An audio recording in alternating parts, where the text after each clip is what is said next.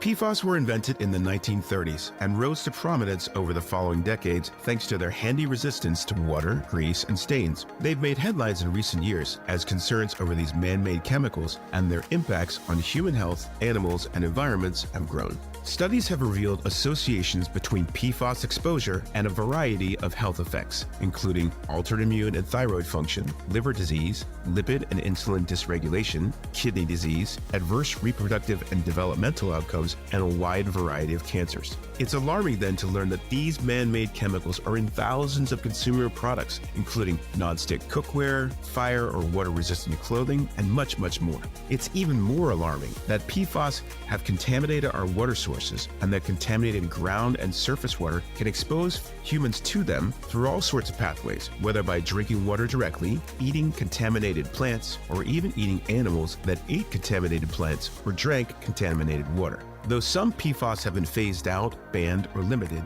others continue to be used in new product development globally. In this episode, we'll chat with experts from France and the US about what PFAS are, the challenges we face in addressing them in our environments, and the risks they pose to humans, animals, environments, and to corporations. Let's dive into the episode.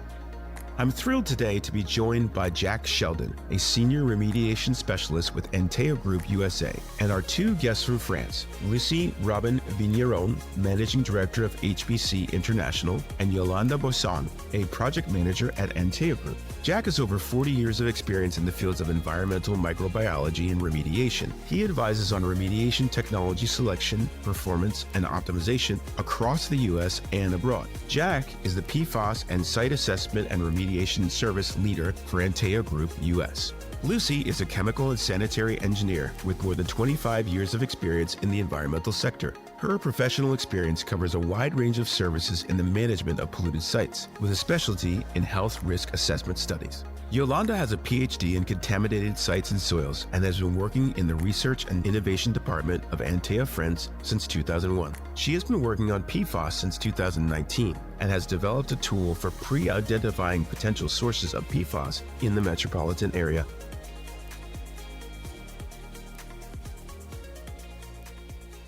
Well, welcome everybody. Thanks so much for making the time. We're really looking forward to speaking with everyone. So I'm going to start with a pretty easy question to get us started. Can you explain in simple terms, what is PFAS or PFAS and where do we find it? I'm going to start asking Lucie to start us off.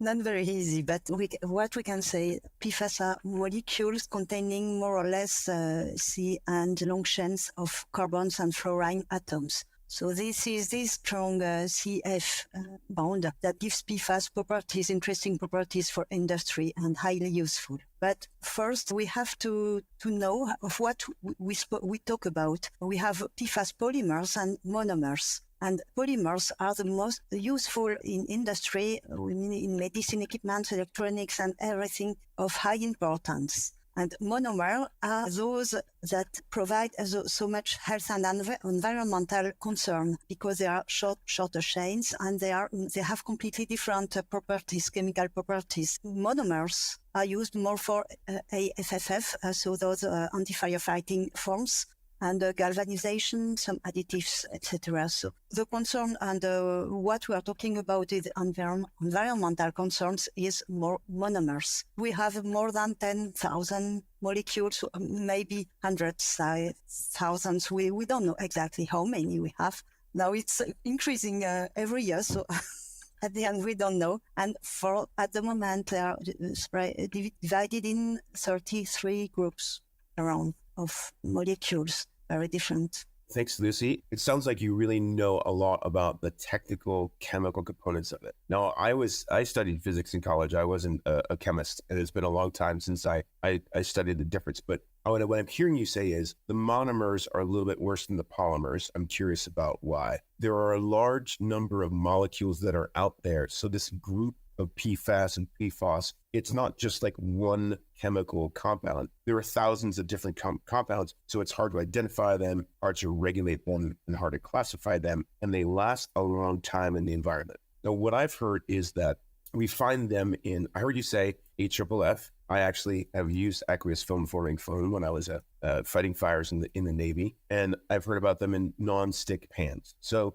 there are two questions that come. The first one is, what other products do you see PFAS and PFOS in that are exposing people to them? And why is it, in like layman's terms, that monomers are worse than polymers in the chemical construct of this class of chemicals? I see Jack nodding his head. Where do you want to take us, Jack? Yeah, so I'll continue on with the great information that Lucie's provided us, and that is, I look at PFAS as a family of compounds or an umbrella, right? We debate the definition, right? Because there are so many definitions now for PFAS, depending upon which one you subscribe to. There could be hundreds of thousands of PFAS, or there could be millions. I think one definition takes the number up to 7 million. And I look at it as PFAS is found in products and provides a beneficial use to those products, which can make them grease resistant, fire retardant, durable, have interesting slip properties or glide properties. There's so many different things that the PFAS chemicals can impart. So that's what makes them so unique and so interesting. So we hear a lot about the AFFF. I like to think of things like ski wax. That's something that we hear a lot about here. Textiles, the clothing that our firefighters wear. You mentioned your role as a firefighter previously. And again, the number of sources is endless. It could be paints, it could be stains, it could be food packaging. So the list goes on and on. So PFAS is found in many, many different types of products, but we hear the most about AFFF.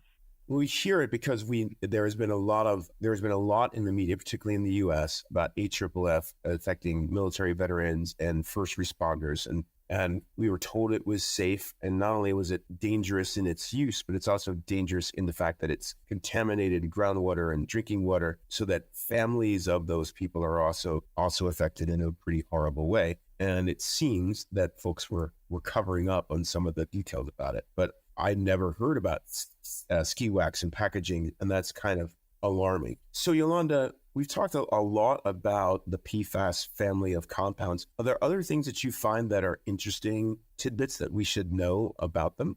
First of all, I would like to say that according to the properties that Jack told about, they're very resistant. That's why they are so amazing, interesting for industry. But that's also why they are so amazing, big concern for the environment. You said they're very resistant. What are they resistant? Well, they are resistant to oil, water, heat, but they're also resistant to, for example, microorganisms. So they are very hard to destroy.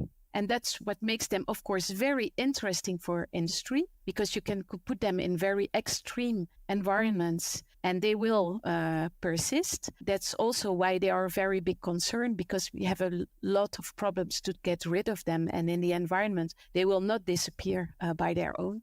It's totally man-made substances. That's really very important to realize.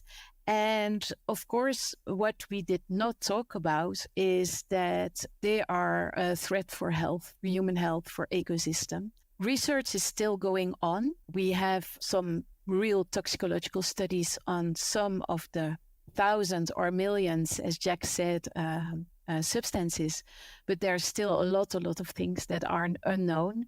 But we can see from the toxicology studies that go on, and also on epidemiological studies, that, they are related to health issues like cancer, endocrine disruptors.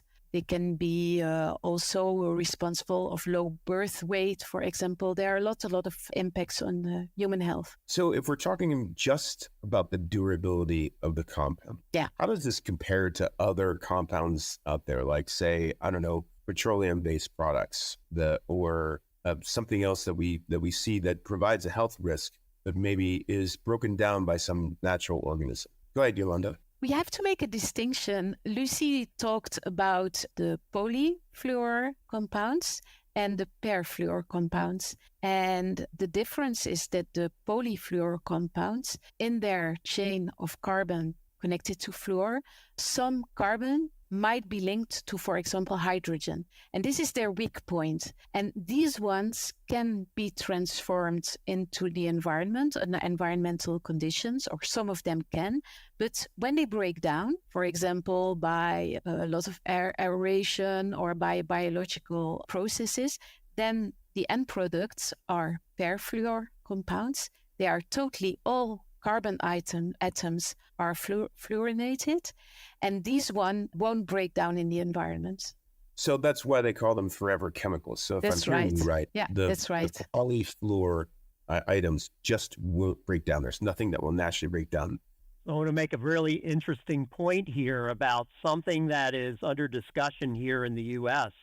All the recent conferences have made a major push to stop using the terminology forever chemicals. The forever chemicals is not a technical term. It is a media-generated term. And because of that, as Jolanda just described and Lucie alluded to early on, not all these PFAS will persist in the environment. Some of them undergo transformation. There are even some of them that will volatilize. So the prevailing thinking right now is that forever chemicals is a bit of a misnomer of a term, and it creates undue fear and undue concern, and we're trying to bring people back down to more practical risk. So this is a very interesting development, because that terminology was utilized for several years, and now all of a sudden the thinking here is that we need to go away from that, because it's not really clear on all PFAS compounds now. So it's something that I think we're going to see a transition away from that terminology, because it's not technical based. So that's a great point. Let's talk about plastics, for example. I know that certain bioplastics in their purest form can be compostable in a backyard compost. They don't need a biodigester, but some need a biodigester because the chains are more complex. And some, they just won't break down except for 100 years or something, because of there being more complex chain. If I were to compare this to, if you're going to fight a fire with water or with soap, that's a bio-based soap, I know that that's going to break down. But if I'm fighting it with AFFF, I don't know how long it's going to take for the chemicals in it to break down.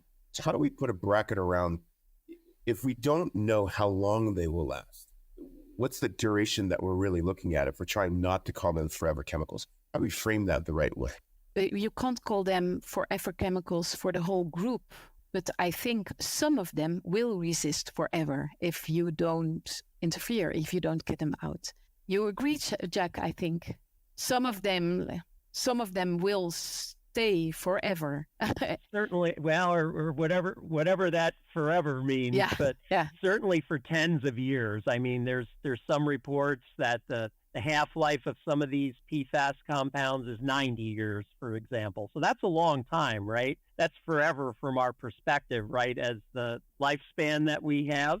So that's where the terminology becomes really interesting. But we do know that some of them transform. We've learned so much about the properties of at least a subset of hundreds of these PFAS compounds now. But as long as we have no better solution, actually, so as incineration, because we can only destroy them by a very high temperature. If we had found a way to biodegrade or to destroy them in another way, we could use it in remediation, but that's not the case, actually. So we understand that there is a challenge. We understand a little bit about the chemical compounds and the technical challenge. Can we talk a little bit about why it's important for leaders to be aware of the impact of PFAS? Lucie, can you comment a little bit about why that's important?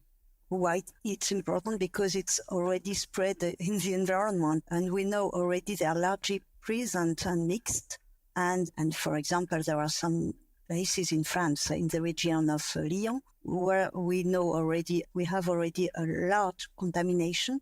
And this is already impacting every environment, including houses and gardens and animals and people. And so even people in blue, they have a lot of concentrations of PFAS. So as we know that now that it's spread, so they have to take into to take it into account. It will be regulated more and more. It's already the case in France, in Europe. It's coming slowly, maybe too slowly, because the threshold values are evolving so quickly that the regulations are not speed enough sometimes. Anyway, it's coming regulated, and then the industrials and everybody will have to take care and to comply with the regulations. So that's something already important. And up to now, they cannot, because the environment is already too impacted in some places. So that's a real big challenge for them. And they have to take it into account very quickly now, because it's already a lot spread a lot. I mean, it's manufactured since the 40s, and we know since the 60s that they are dangerous for the environment and health. And we take them into account now in Europe from 2009 with the Stockholm Convention. That's the beginning, taking into account and starting to limitate and production and everything and use, and only so it's already spread. It's also important for business leaders because, we see now that they can be held responsible for this pollution. It can have very big economical impacts for them. For example, in 2022, there was a remediation agreement between the Flemish Environment Ministry and a big industry. And this industry must pay 571 million euros in remedial actions, and it includes the sanitization of the area around the factory, compensating local residents and farmers, covering medical costs. So there can be very big impacts on the economics. I think another impact on economics, we hear more and more about a ban of PFAS. Now, for example, in France, there is a proposition for a law to ban PFAS in clothing and textiles. But then all the textile industry, they will probably have to change their process of producing textile, or they will have to find substitutes for the PFAS. So this also has a lot of costs for the industries. And I would say another very important economical topic is the legal aspect. I mean, now there are some process lawsuits, and that will be very expensive also, because a lot of people and regions impacted already. So we started using the chemicals because of their utility, because of their ease of use, the things that they delivered. But we didn't know about the negative health and environmental impacts. For people, they lead to illnesses and cancers and God knows whatever else. For the environment, it can lead to the death of animals or fish, or even making agriculture, making it unable to grow things in certain fields. So there's economic impacts that are pretty deep. And so leaders should really be aware of this, because using these chemicals, continuing to use these chemicals, can cause more problems. Iterating on new variations of these chemicals can cause more problems. And governments and individuals are responding with regulations, or responding with lawsuits. And those are risks that companies maybe didn't know before, or that are fully coming to light. Yeah, this discussion is good on the whole environmental aspect of PFAS. When I work with clients, they group their risks into 3 buckets, right? As a business owner, these are the 3 risk areas they think about. So environmental, first and foremost, right? Do they understand where they have PFAS in their operations? Most often they do not. So they need assistance in understanding that. Then they want to understand, how does that PFAS get into the environment? So that's the other piece of the environmental risk. Then their second risk is, and this is not one is more important than the other, they're all important. The second risk is worker exposure. If I have PFAS in my operations, am I doing enough to protect my workers? So that's another risk, and that's an evolving risk. We didn't hear a lot of discussion on that up until very recently. And then the third bucket of risk is, what is my messaging out to my stakeholders and the public? What do I say about my operations and PFAS? What do I say about my products? What do I say about the raw materials I use? Jolanda pointed out seeking alternatives. I mean, this is all really important. So the risks can really be grouped into these 3 different areas. And it's what keeps every manufacturer up at night trying to get their arms around what does it mean to their overall business. Well, thanks, Jack. That's a great description of the problem. Can we talk a little bit about how big the problem of awareness is, really, like telling a story of some client experiences that you all have had? It's important about awareness to realize that a lot of industries really didn't know that they use PFAS in their process, because they buy, for example, hydraulic oils that they use. But in hydraulic oils, a lot of times there is PFAS. But because PFAS were not regulated for a long time, and now only very few are regulated, even if you look at the safety data sheets of these products, you won't find PFAS in there. So in France, for example, government exactly 1 year ago, the 20th of June 2023, asked to about 6,000 big industries, first of all, to make an inventory of all the PFAS that could be present in their process, and then do measuring campaigns to look at the amount of PFAS in their discharge. And well, those industries, some of them asked experts to help them with the inventory, and they couldn't believe all the different sources of PFAS that they could eventually have in their process. And this is really something that the awareness, a lot of course, the producers of polymers, the producers of the monomers, they know. But a lot of other persons just don't know that they use PFAS in their process. We have industry and agriculture.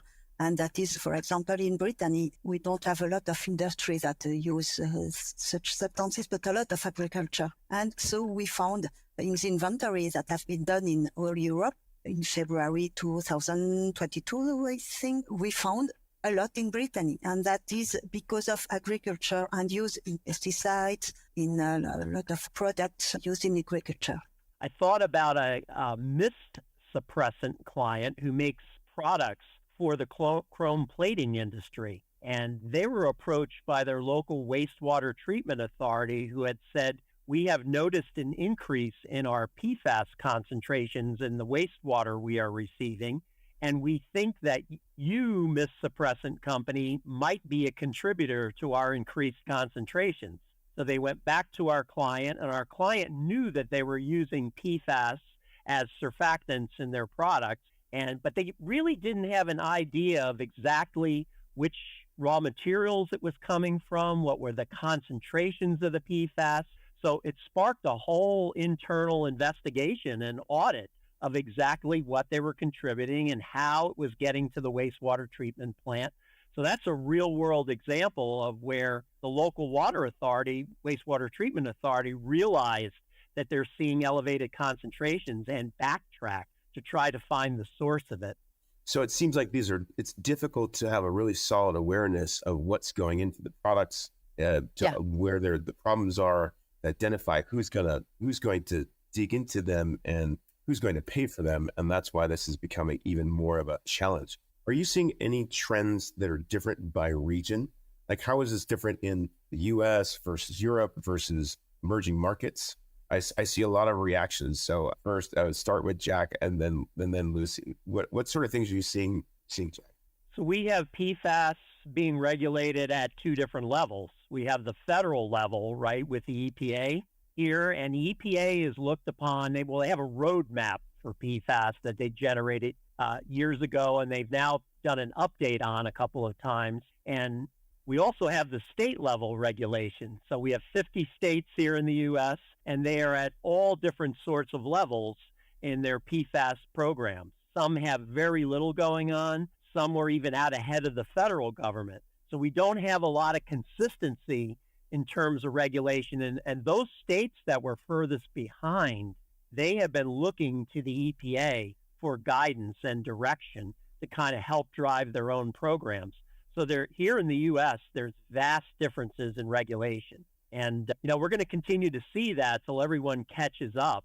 And the EPA has said this year alone, they want to create 9 different actions on PFAS. And they've already put 4 of them out early on in the year. So we know there's a lot of activity at the federal level, and now states are trying to catch up accordingly. Wow, that's pretty involved. Lucie, are you seeing things similarly or differently in Europe? So we have Europe, we have EU directives, and we have the ECHA, the European Chemical Agency, which defined also some regulations for food. So EU, we had some directive for drinking water, for surface water, and for seawater. And then and the countries are going slowly in those regulations to transpose it in their law. So that's the case in France. But the only problem is that those regulations concern 2028 PFAS. And now we know already that it's really not sufficient as we measure in the sources and in the polluted medium. We measure other PFAS that are not in this 20 and that are very important. And so we know already that it's not sufficient. So in Europe, it's becoming stronger in the next years, but it's coming slowly again. In France, it was really, I'm involved with PFAS in 2019, since 2019. And when I asked my colleagues, do you think this will be an issue? They said, no, this won't be an issue. And then in 2022, there was a program on television on this big problem in the south of Lyon. And since then, I think in France, it goes very quick. I think there are an amazing lot of things that are happening. I think we were a bit at the European scale. Some countries were already more engaged than France was. For example, Germany, Netherlands, Sweden, they were already more engaged. Something what is a bit difficult at the European scale is that there was a drinking water directive that came out. And just 2 months before, the European Food Safety Agency came out with a maximum tolerable daily intake. And of course, the drinking water directive was ready. I mean, in 2 months is nothing at the scale of decision making.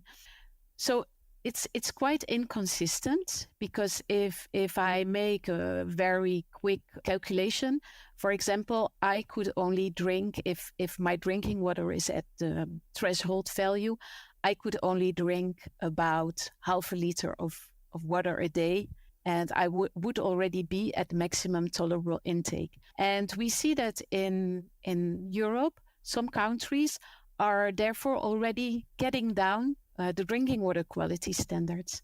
So things are really going fast in this way, that new information is coming all the time, and we try to adapt all the time. As I said before, we regulated only 20 PFAS, and we know now that we could measure much more, and we know much more. And for example, from those anti-firefighting foams, we know that the subproducts that we found in water, in groundwater, are not in these 20 PFAS, and they are the most important that we find. So that's always, I mean, the regulators have always one step too late after the science. But anyway, it starts to be regulated. It's a good step, and we have to go further and to help.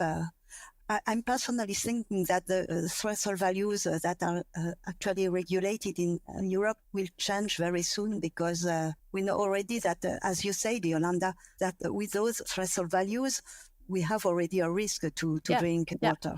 So and we put all drinking water is based on 20 molecules, and we put them all at the same level. But if you look at their toxicity, there might be a magnitude of thousands, and there might be 1,000 times more or less toxic, but we look at them at the same level. And as Lucie talked about TFA, this is really a very big issue in France now. We find concentrations higher than the other PFAS. As Lucie said, it's the end chain, but it's also TFAs, for example, used a lot in medication, and it's used a lot in phyto products for plants. It makes the active substance in phytosanitary products, they can be taken up by the plant much easier when there's TFA. So this is also always weighting the risk and the benefits, because if you get the TFA out, you need to put more active substances of the pesticides, which are also very harmless for the environment. So it's also, and about the TFA, it seems that it's much less toxic than, for example, the PFOA or the values that the maximum tolerable intake values that are given by the EFSA. Well, it's about 80,000 times higher than for the PFOA, for example. Yes, but for example, short chains like PFBA are very toxic. So they are. Food toxicity evolving very quickly because, for example, the EFSA in Europe proposed some weekly intake in 2008. And now the one in 2020 they proposed is 3,000 smaller than in 2008. So in 12 years, factor 3,000 of difference because they take into account 4 of them now, and before it was only for PFOA. So that's a very quick evolution in taking into account the toxicity. And maybe we are not at the end. So there's a lot of activity going on in Europe where people are just trying to understand. Are you seeing things in other parts of the world? Are standards in Europe being translated to Asia and Africa? Are they moving independently? Or are they seeing different problems? What do you see from a global perspective? Asia, Africa, it's not so lot. Some things are going on in Japan. For the rest, Asia and Africa, a little bit in the Middle East. Otherwise, it's not a big issue, the PFAS. Yeah. And the problem is the importation of products because if we import the products from such countries, we have a lot of impurities. So those monomers mixed with polymers, and then they spread more and more in the environment. So the quality and the purity of the polymers is very, very important topic. Of course, Australia has had robust PFAS initiatives for a number of years, and now we're seeing our neighbor to the north, Canada, start to pick up and develop their PFAS program. And everybody takes from others, too, which is what's very interesting about PFAS. I know countries borrow from countries and try to make their regulations better. And even here in the U.S., the states try to borrow from other states. And Michigan is considered the gold standard here in the United States, that they got out ahead of the federal government on PFAS. And now everyone always talks in terms of, well, we patterned our program after Michigan. So that's where it's all evolving now. So no sense reinventing the wheel if it isn't necessary, if there's some really good elements out there that you can build on. So Lucie alluded to something that I think was really interesting. It's the difference between manufacturing the products and importing the product. So if I went back to, Jack, you talked about the different layers of risk, whether it's for the employees, or whether it's consumers, or whether it's the environment, for example. If I'm importing products with PFAS, it's different than if I'm manufacturing those products, but it also adds to the challenge.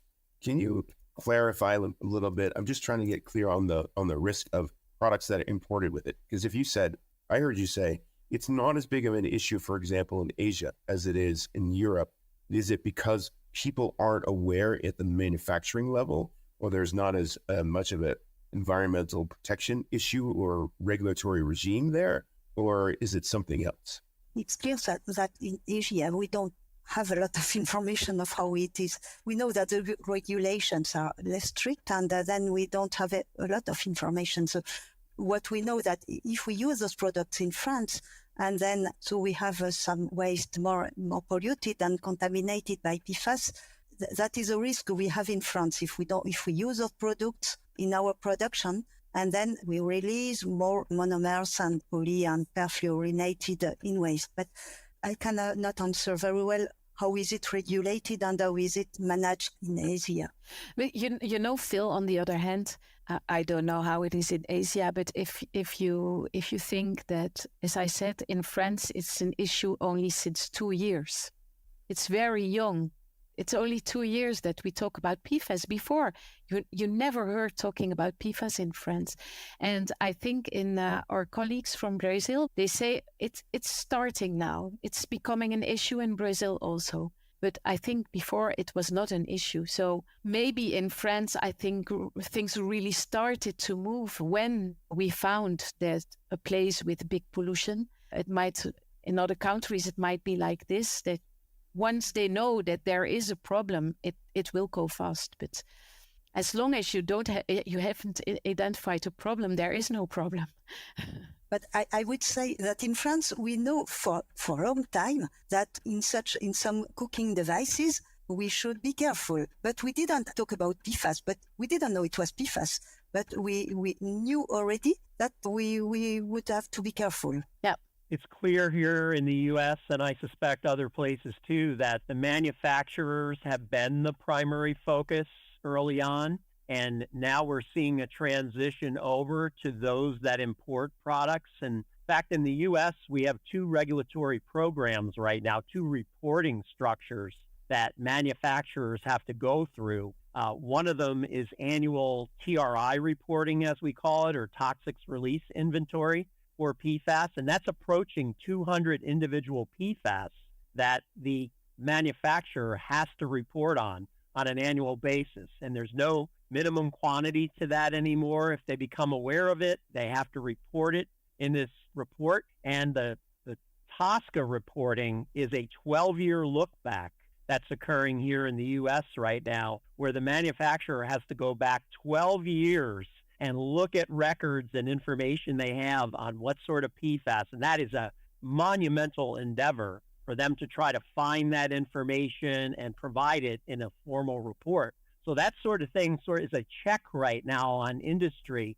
to see what they've been doing, where have they been bringing in PFAS, do they make PFAS? And it's a very big endeavor right now. It consumes a lot of time for our clients. So this is a multivariable problem, right? In each region and in each sub-region of each region, there might be different regulatory challenges. There might be different levels of awareness. There might be different history of governance or regulatory requirements that make it very difficult for one company operating across multiple regions to be compliant all around the world. That sounds like a really particularly difficult, hairy problem. So if you're thinking about tips or advice for people to kind of get started in tackling this problem, how should a multinational think about starting to get their arms around this problem in a comprehensive way?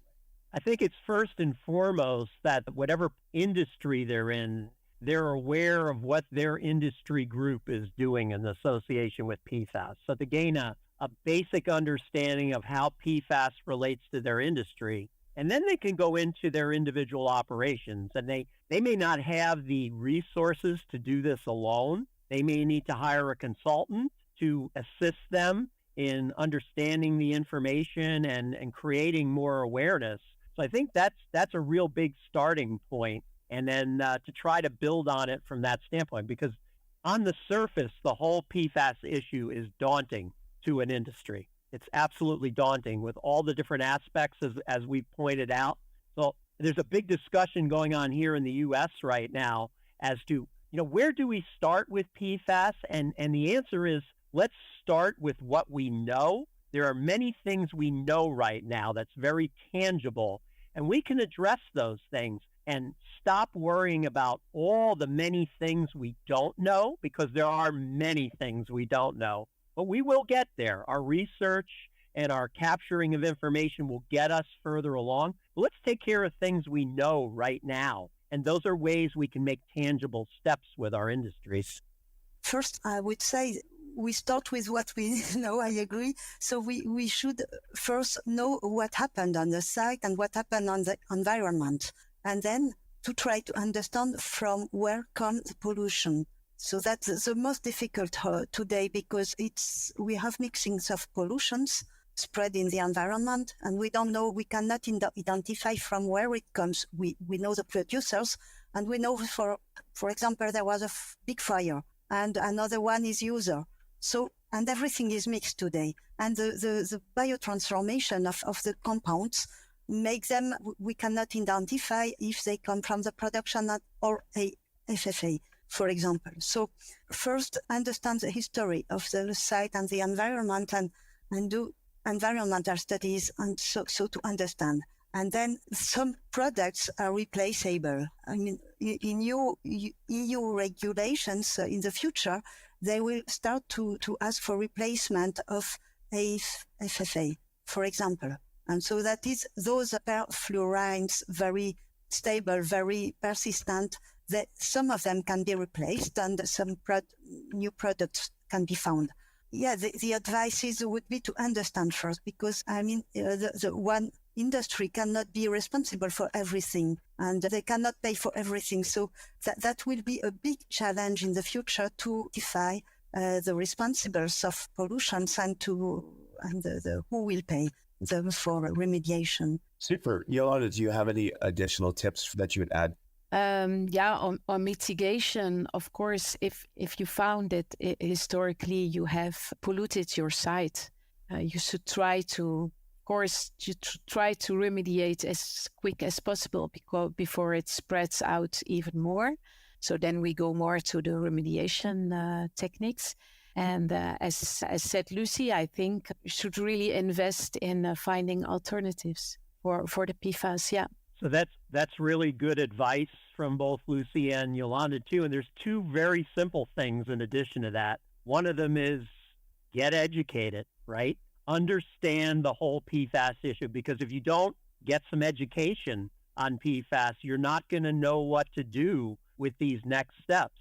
And then, of course, you have to think about, that will take you to what your risks really are. So education is important. The other piece of advice, and this is as simple as it gets, don't wait. Yeah. Don't wait. Yeah. Because right now is the time to act on PFAS, right? As the knowledge continues to grow, you don't want to wait till the regulator is knocking at your door, ready to impose fines or create action on your behalf. So that's really critical. Jack made a really important point. Something I've heard consistently from Inogen consultancy is that a lot of times corporations will wait for some sort of regulatory clarity before they make a move. But in this situation, it's a really unique situation because of so much activity going in so many different directions. It seems like there's a benefit not waiting and by making some action. Are you suggesting that there's goodwill with regulators or governments or consumers by acting? Where are you in the don't wait category? I think it's really important to control the narrative, right? And build that rapport with the regulator, right? Don't make the relationship adversarial from the start. Create a partnership with the regulatory environment, and you can drive the action then as a business, as opposed to waiting for the regulators to drive the action, which could be much more expensive, could come with a lot of other implications, could have brand impacts. There's so many things that could be negative if you sit back and wait, because then you've lost all control over the situation. Well, great. Well, thank you very much for your time. We really appreciate you sharing all these great insights and look forward to learning more about how we can tackle this really difficult problem for people around the world who really want to solve it. Thanks so much for sharing with us. Thank you very Pleasure. much. Thank you. Thank you. Yeah, thank you. Hearing from Lucie, Jolanda, and Jack about PFAS has demonstrated how complex the issue is and how challenging it can be for corporations to take action. This leads me to two key takeaways. First, PFAS are a major issue that companies must urgently address. Yet, doing so is very challenging. While vigilance is required by all, many companies can be unaware to the extent of which they use PFAS because of reporting errors or lax regulations or a number of other reasons. These errors and omissions can then lead to unintentional environmental contamination and regulatory non-compliance. As a result, some authorities are now requiring companies to perform comprehensive inventories to better understand and manage their PFAS usage. Second, it's important to be proactive here and not reactive. Proactive measures, such as conducting inventories and exploring safer alternatives, are crucial to success. Responsible leaders should take control of the narrative and initiate a partnership with regulators. This not only helps in regulatory compliance, but can also mitigate potential legal and environmental liabilities. Now, as regular listeners may notice, this is a recurring theme in our show. Taking proactive action is an essential key to success in rethinking EHS and building a safer future for us all. Thank you for joining us on this episode of Rethinking EHS. We'd like to thank our exceptional guests for sharing their expertise on addressing PFAS. Don't forget to hit that subscribe button wherever you listen to your podcast so you never miss an episode. For more tools and tips on how to work globally with a local lens, check out the Global Resources page on the Inogen Alliance website to access webinars, downloads, ebooks, and more. On the topic of PFAS, specifically check out the comprehensive ebook. Find the link in the show notes or visit www.inogenalliance.com/resources. Follow Inogen Alliance on LinkedIn for the latest updates. And until next time, let's innovate, inspire, and rethink EHS together.